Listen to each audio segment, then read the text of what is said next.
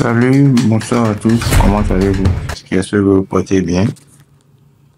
Je suis sur un moment conservé, je n'ai plus jamais fait de vidéo.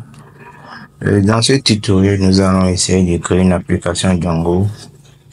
Ce sera une application unique avec laquelle nous allons travailler tout au long de ce tutoriel. Je ne sais pas combien de temps le tutoriel va durer, mais nous allons commencer. Après, on verra en combien de chapitres nous allons faire le tutoriel. D'abord, nous allons commencer par qu'est-ce que Django? Django, c'est une framework web Python open source conçu pour faciliter la création d'applications rapides, sécurisées et évolutives. Il a des caractéristiques. On a le caractéristique MVC et MVT, architecture modèle vue template, avec des systèmes intégrés d'authentification de gestion et des utilisateurs, avec des systèmes ORM, objet relation mapping, pour interagir avec la base de données. Il y a aussi la prise en charge des formulaires fichiers statiques et médias. Quand on parle des formulaires fichiers statiques, c'est le formulaire qui permet, c'est les sous-dossiers qui permettent d'importer le CSS, le JavaScript. Et les formulaires médias, c'est le dossier qui permet d'importer les médias sur l'application. Au-delà de ça, nous allons commencer par installer l'application Python. Mais avant d'installer, il faut s'assurer que Python est bien installé. Donc, du coup, je vais ouvrir mon terminal. Vérifier si Python est bien installé dans le terminal. Donc, pour savoir si Python est bien installé dans le terminal, il faut taper la commande qui suit. On tape Python en minuscule, c'est plus sûr. Python barre de 6 version. Connaître la version de Python qui est installée. Bon, la commande Python ne reconnaît pas. Je vais taper Python 3. Du coup, c'est la dernière version en vigueur. Je tape Python 3 pour voir la dernière version de Python installée. J'ai la version 3.12. Du coup, j'ai la version 3.12. Ce qu'on va faire, on créer un sous-dossier. Donc, pour créer le sous-dossier, nous allons commencer par faire. Je fais mon terminal, je crée un dossier ici. Quel nom je vais donner au sous-dossier? Je peux utiliser blog. Si le blog n'existe pas encore, voilà. Je mets un blog. Je ouvre ça dans un terminal. Et ça, c'est notre sous-dossier d'installation. Ce que nous allons faire, il y a le projet. On va essayer de créer un projet Python dedans. Donc, pour créer le projet Python, tu tapes. C'est mieux de créer ça dans le sous-dossier blog en même temps. Donc, pour le dossier, pour la commande de création de Python, je tape Django. Django-admin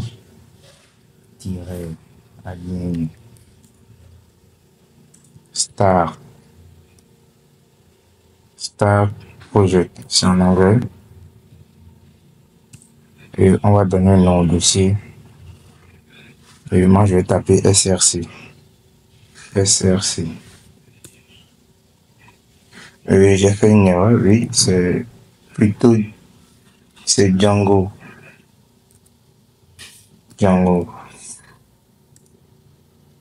La commande est créée. Le projet est créé. Donc, ce qu'il faut faire, je vais encore le terminal, je tape code. Moi, j'utilise Visual Studio Code pour avoir accès à mon fichier. Je tape code, le fichier s'ouvre. Voilà. Voici notre projet SRC a dit oui. Oui, Visual Studio Code pose souvent cette question pour savoir si vous êtes nombreux à traverser un fichier sur un projet. Le logiciel veut savoir si vous êtes sûr de donner droit au logiciel de ce fichier. Voici notre projet Django. Voici des sous-dossiers. Nous avons le dossier ASJ, le dossier setting. C'est dans le dossier setting que toutes les configurations seront faites. Ici, le dossier URL, c'est le dossier qui prend en compte tous les URL par application. Donc, de ce pas, une fois que le dossier est créé, maintenant, nous allons essayer de créer un environnement. Maintenant, attention, pour créer l'environnement, qu'est-ce qu'il faut faire? Pour créer l'environnement, qu'est-ce qu'il faut faire? Il faut taper une commande. Et quand on est dans Python 3, j'ouvre le terminal. Nous allons essayer de créer l'environnement d'abord. Je tape Python. Python-M. Je vous signale que une fois dans le terminal, nous sommes encore ici. Nous sommes ici, nous sommes dans le dossier blog. Alors que moi, j'aimerais créer l'environnement juste après le dossier blog. Je ne sais pas si vous comprenez. En tout cas, nous allons faire, je vais faire, vous allez voir, m-vnv. Environnement, je mets ombre. Je mets ombre. La commande Python ne connaît pas toujours encore. Une fois c'est Python 3 qui est installé, je tape Python 3. Vous voyez, la commande vient d'être créée, l'environnement vient d'être créé. Voici l'environnement Python. Je vous conseille de vous lancer dans le développement web en tant que Python. C'est très fascinant. Maintenant, ce que nous allons faire, nous allons essayer d'avoir accès à cet environnement. Et c'est dans cet environnement que tout le projet doit être installé. Les projets doivent être installés dans cet environnement. Donc, pour avoir accès à cet environnement, je tape clear. Je passe d'abord. Maintenant, je tape source. Source en le nom de mon environnement, bin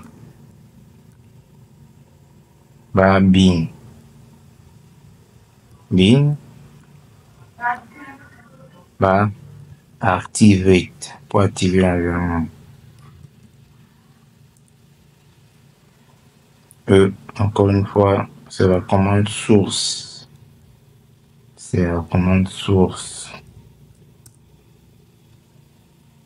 Vous voyez, actuellement, maintenant, nous sommes ici. Nous sommes dans cet environnement. Ce qui veut dire que nous sommes connectés dans l'environnement. C'est dans cet environnement que nous allons installer Django. Et pour installer Django, je vais faire PIP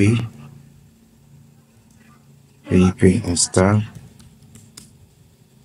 Django. Et je crois que l'espace est déjà trop grand. PIP install Django. Django est en train d'être installé. Django s'installe. Django a été bien installé. Maintenant, on va essayer de vérifier la version de Django. On va voir la version installée. Je tape Django admin version. Encore une fois, désolé. C'est admin.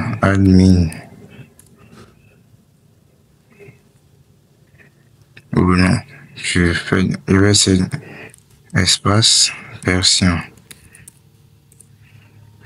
Nous avons la Django version 5.14. Maintenant, dans ce fait maintenant, vu que l'environnement a été créé, moi j'aimerais que notre projet, nos applications, se trouvent dans un dossier SRC. Parce que c'est dans un dossier SRC que se trouve le manage pipe. Le manage pipe permet de lancer le serveur Python. Donc j'aimerais que notre sous-dossier, les dossiers de notre application, se trouvent dans ce dossier. Donc ce que vous allez faire pour avoir accès à ce dossier, je tape CD SRC. Maintenant je suis ici. Je suis à ce niveau. Si je tape LS, ça va s'afficher. Vous allez voir le contenu va s'afficher. Donc je suis à ce niveau. Dans ce dossier, share, manage.py et SRC. Donc jusqu'à présent, tout va bien. Je vous ai déjà présenté l'architecture de notre projet. Voici le dossier as ASP.NET Setting. Bon, nous allons y revenir. Maintenant, on va essayer de lancer le serveur. Pour lancer le serveur, je vous ai déjà dit que pour lancer le serveur, on doit être dans ce dossier. Ici, actuellement, nous sommes là. Nous ne sommes pas encore ici. C'est parce que nous sommes là. Lorsque j'ai appuyé sur le LS, ça nous a affiché que le dossier contient un sous-dossier SRC et manage.py. Pour lancer un serveur Python, je suis déjà dans un dossier, je tape Python 3 manage.py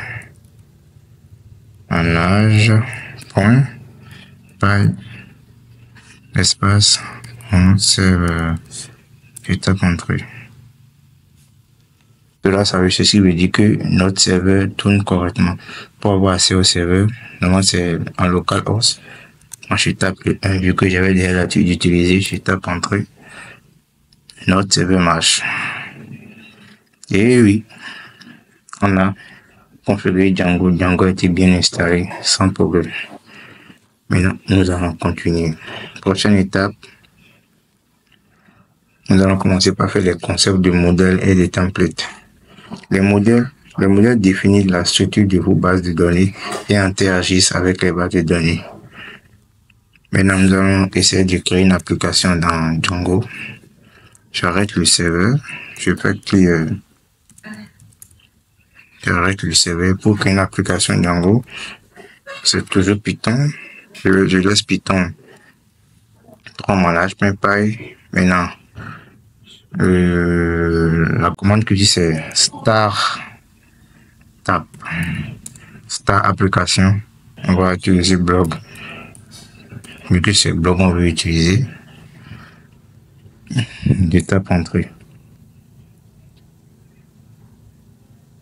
L'application a été créée. Maintenant, je vous avais dit auparavant que l'application setting permettra de configurer les applications créées. J'ai créé une application. Je vais descendre le terminal pour avoir un peu d'espace. Nous sommes dans le dossier settings. Si on a créé une application, Django permet de lister les applications ici. Donc je mets un commentaire, je mets app, je descends, je crée et je mets en greffe, je mets blog. Attention, suivi d'une parenthèse. Si vous ne mettez pas la parenthèse, ça ne marchera pas. Maintenant, au-delà de là, nous irons voir le contenu de notre application. Dans notre application, nous avons le dossier admin.py qui permet de lister les variables admin qui permettent d'avoir accès pour permettre à l'utilisateur, le super utilisateur d'interagir avec la base de données. Le dossier app, le dossier modèle. C'est dans le dossier modèle que tout va se créer. Dans le dossier modèle, nous allons créer notre modèle. Donc, sans plus tarder, nous allons commencer par le modèle déjà importé. Donc, je mets classe. Je vais essayer de mettre classe. On va mettre article. On va utiliser article, je mets parenthèse. Modèle avec S, je mets point. Attention, s'il y a des erreurs, ça ne prend pas. Modèle encore. Vous avez la particularité avec Visual Studio Code, lorsque tu écris un code, il t'aide en même temps. Et tu sais s'il n'y a pas d'erreur ou pas. L'article aura besoin d'un titre. Donc, on mettra title égale. On mettra un modèle point. Char.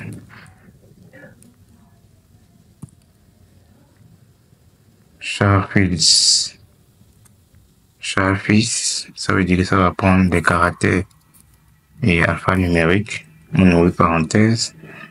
Maintenant, on mettra masse. Les caractères vont pas dépasser. Les caractères ne vont pas dépasser. Je mets un bas de 8 du moins. Voilà, les caractères ne vont pas dépasser 200. Voilà, ouais. Donc je mets 200. La parenthèse est fermée. Maintenant, au-delà de ça, nous aurons...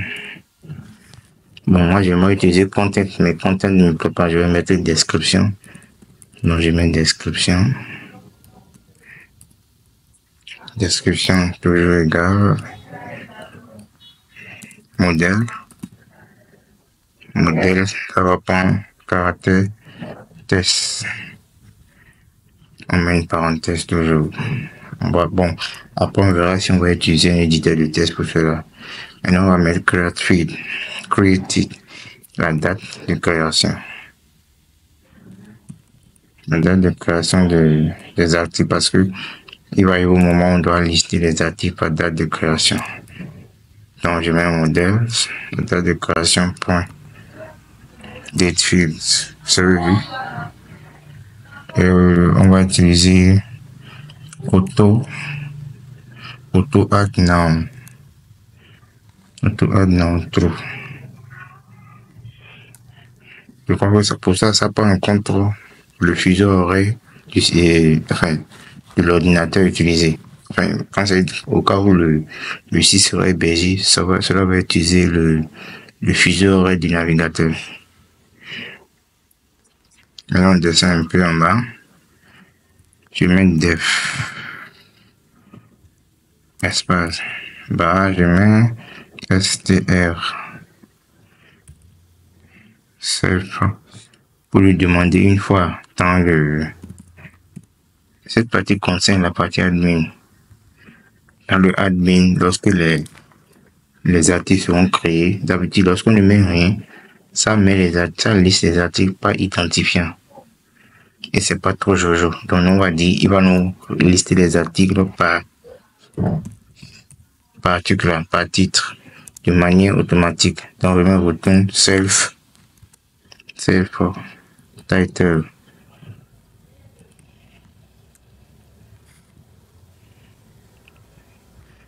Donc, nous allons créer une petite partie de notre base de données.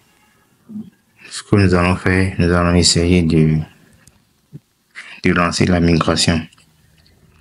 Et pour faire comprendre la base de données qu'on veut insérer, pour faire comprendre le système qu'on veut insérer, ce modèle, cette table dans la base de données. Donc, pour insérer ça dans la base de données, c'est tout Python manage.py migration avec S. Vous tapez entrée. Vous avez vu ça créer le modèle. Ça nous a expliqué que le modèle a été créé. Modèle actif. Maintenant, pour valider la migration, tu peux toujours Python manage.py, je mets migrate. Je mets migrate, ça veut dire que la migration peut être validée. Bon, ça a tout validé parce que lorsqu'on a créé l'application, on a trouvé qu'il y a des migrations en attente qui n'ont pas été validées, donc le système va valider cela. Maintenant, nous allons nous attaquer au template. Ça, c'est la partie 1 de notre application. Je crois qu'on va s'arrêter là parce que la vidéo prend énormément de temps et je veux pas que vous soyez fatigués. Du coup, on va s'arrêter là pour la première partie de la vidéo. Donc, on se dit à la prochaine dans un nouveau chapitre. Peace.